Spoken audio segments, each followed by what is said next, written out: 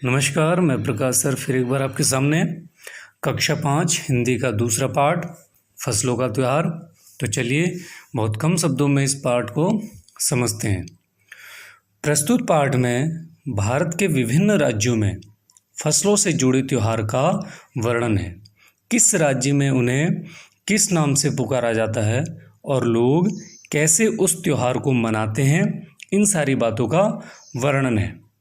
पाठ की शुरुआत में बिहार प्रांत के खिचड़ी त्यौहार का वर्णन है, जिसे मुख्य रूप से मकर संक्रांति के दिन मनाया जाता है।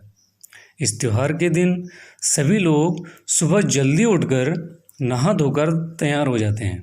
सभी लोग रंग बिरंगे नए नए कपड़े पहनते हैं। इस त्यौहार को मनाने का तरीका इस प्रकार है कि सभी लोग केले के पत्तों पर तिल, गुड़, चावल के छोटे छोटे ढेले रखते हैं और फिर सभी लोग उसको बारी बारी से छूकर प्रणाम करते हैं और फिर उसको किसी गरीब या किसी मंदिर में दान दे देते हैं। उस दिन चूड़ा, दही, खिचड़ी इत्यादि का भोग लगाया जाता है। उस दिन छोटे छोटे बच्चे उस त्योहार को अपने तरीके से, अपनी मनमानी से उस त्यौहार को मनाते हैं। कोई पतंग उड़ाता है तो कोई नदी में नहाते हैं, तो कोई अलग अलग तरह के खेलों को खेलते हैं।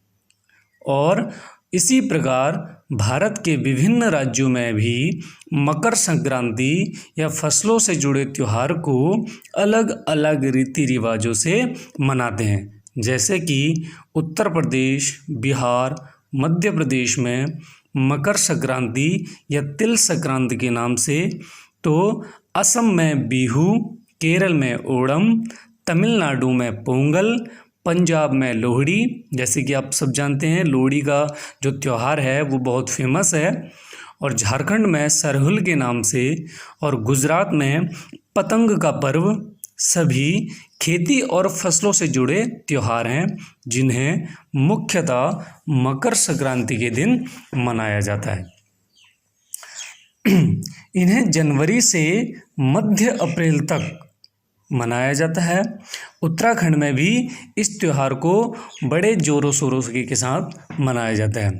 उत्तराखंड में मकर संक्रांति को घुघुतिया भी कहते हैं। जैसे कि आप सब जानते हैं कि उत्तराखंड में एक घुघुतिया का त्यौहार आता है जिसे मकर संक्रांति के दिन मनाते हैं। उस दिन आटे और गुड़ को गूंथकर तरह तरह के पकवान बनाए जाते हैं।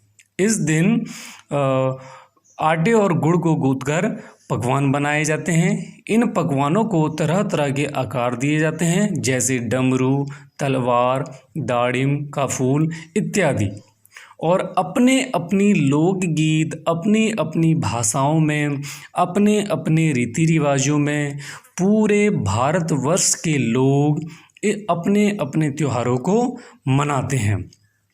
तो बच्चों, इस पाठ में जो दूसरा पाठ है, इस पाठ में फसलों के त्यौहार का मतलब ये है कि पूरे भारतवर्ष में लोग अपने अपने प्रांत में किस तरह फसलों के त्यौहार को, या जो मकर संक्रांति के दिन मनाया जाने वाला पर्व या त्यौहार है, उसे किस तरह मनाते हैं।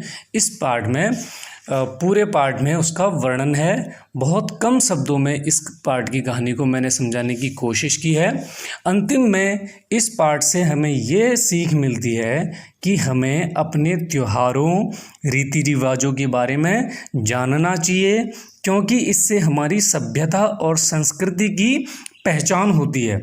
कुछ ऐसे भारतीय त्यौहार हैं जिन्हें अंतर्राष्ट्रीय स्तर तक अपनी पहचान बना ली है।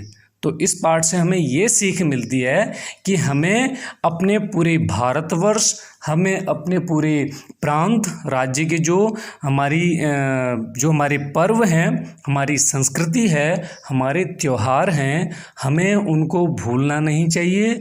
हमें उसको और आगे बढ़ाना चाहिए, जिससे हमारी सभ्यता और संस्कृति की पहचान हो। इस पाठ का मुख्य यही उद्देश्य है।